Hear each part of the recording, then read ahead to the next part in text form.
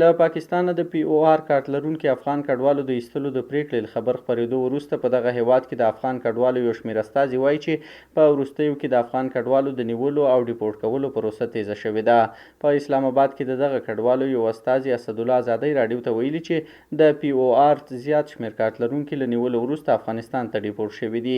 د کډوالو یو شمېر نور استازي هم د پی او آر کارت لرونکو په وړاندې د وضعیت د خرابېدو خبره کوي او وایي هیڅوک د پولیسو د نیولو له ویرې کورونو ته نشي تللی. دا په داسې حال کې ده چې د پاکستان د کورنیو چارو وزارت د وروستي مکتوب له مخې چې له دغه وزارت بهر هم خپور شوی دی، د دغه هیواد امنیتي ځواکونو ته امر شوی چې د روانې اګست میاشتې له لومړۍ نیټې وروسته د پی او آر کارت لرونکي له دغه هیواده وباسي.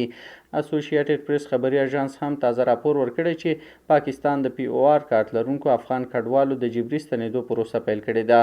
داسې مهال چې پاکستان لا تر اوسه هم په رسمي ډول د پی او آر کارت لرونکي د جبري اخراج اعلان نه دی کړی، خو د پاکستان د کورنیو چارو وزیر محسن نقوي د جولای په 18مه په یوه خبري غونډه کې ویل چې حکومت پریکړه کړې چې د پی او آر کارت لرونکي موده ونه غځوي. د پاکستان دا پریکړه نږدې 1.4 میلیونه افغان کډوال زیانمنوي. پی او آر کارت یا د افغان کډوالو د نوملیکنې کارت په پاکستان کې د افغان کډوالو لپاره د قانوني پیژندنې سند دی چې په 2009 میلادي کال کې د پاکستان د ثبت ادارې یا نادره لخوا د ملګرو ملتونو د کډوالو عالي کمشنرۍ یا یو ان ایچ سی آر په همکارۍ صادر شوی و.